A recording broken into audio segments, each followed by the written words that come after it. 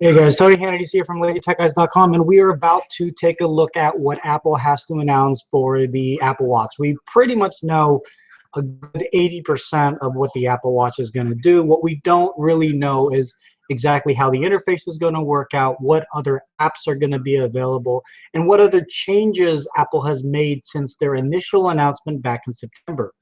Now, over at Daring Fireball, John Gruber actually has his guesses with regards to the pricing of the Apple Watch, and it's going to be as low as we said, $349 on the Apple Watch Sport, depending on colors and the Sport Band, and it's going to go all the way up to the Apple Watch Edition for the Classic Buckle at just around $10,999. So, a huge, vast, range of prices in between, depending on what your budgetary needs allow you to do and allow you to buy. The question is, is the everyday person going to go for the low end, or are they going to go big and buy themselves a tax rebate version, like the steel version for $1,200? It's really up to you and your significant other what you can afford. But really, what it comes down to for me is although I'm more of a Windows guy and an Android guy, I'm excited for the Apple Watch, really only because what this means for the industry as a whole. If you look back at 2007, before then we had smartphones. We had HTC Windows phones. There was a bunch of those that coming out there. Palm was big. BlackBerry was kind of starting to thrive a little bit, but we had smartphones. But in 2007, when Apple said, this is what a phone of the future is going to bring to everybody, that's what we have today. And it may not be Apple. It might be a Windows phone, might be an Android device. It might even be a BlackBerry. But the fact of the matter is, Apple was the company that kind of started this innovation. And you say what you might about Apple, but the proof is in the pudding. Although they have a lot of followers that might be going blindly, there's a lot of Google followers that go blindly too, thinking that everything that Google builds is the best thing since sliced bread. So what I take from this is not so much that, just a watch. This is not about a watch. This is about the technology that is inside the watch. Like, what else can this do that we haven't seen before? All of our Android Wear devices have pedometers. There are methods to, track your calories. There's notifications. That's pretty simple. That's pretty commonplace with everything, even with the new Pebble Time. So what exactly is the Apple Watch going to bring to the market that nobody else has? And they have something right now that nobody else has, and that's Apple Pay.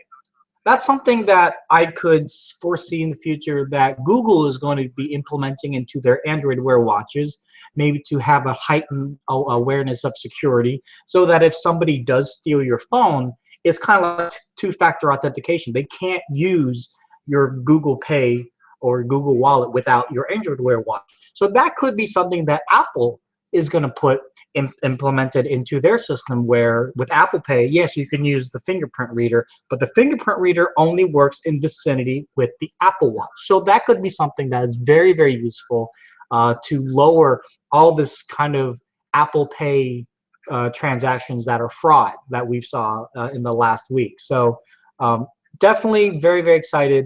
And for those of you that want to watch the Apple Watch announcement, if you want to watch the Apple Watch announcement and watch it, there are a few methods. You could do the live streaming if you have an Apple device. Like if you have an iPad, an iPhone, an Apple computer running Safari, you can go to their website and watch it directly. I have none of those things personally anymore. I mean, I have an iPad, but it's like dead and it's really slow. So what I'm going to do is I'm going to head over to twit.tv.com, and they're doing a live stream of the announcement. And if you can hear in the background, I'm on the website right now, but they're also going to have live commentary. I think CNET is going to do something like that as well too. But those are a couple of methods that you can use. And obviously too, if you have an Apple TV, you got to watch it on your Apple TV as well. So if you have the means to watch it, it is at 10 a.m. Pacific Standard Time. Excuse me, 10 a.m. Pacific Standard Time. It's going to be here in San Francisco, California, in the Yerba Buena Center, the same place where they announced the iPad, the new iPad. I don't even think it was the iPad 2. I don't remember, but that was in 2012.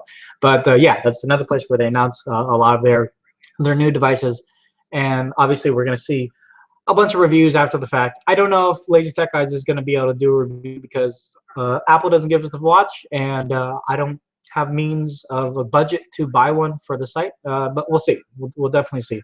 But until then, if you have any thoughts, questions, anything of the sort, please let us know. Go to lazytechguys.com or hit us up on Facebook, Twitter, Google+, and or you can email us at comments@lazytechguys.com or just call us 707-722-5299, and we will talk to you guys then. And obviously, we will have our weekly podcast tomorrow, the LTG show, here on the Lazy Tech Guy Network, LTG, or rather Lazy Tech TV on YouTube, and we will be broadcasting live at 7 p.m. Pacific Standard Time. So thank you very much, guys. This is just a little quick thing, but yeah, hope you enjoyed it. I'll talk to you later.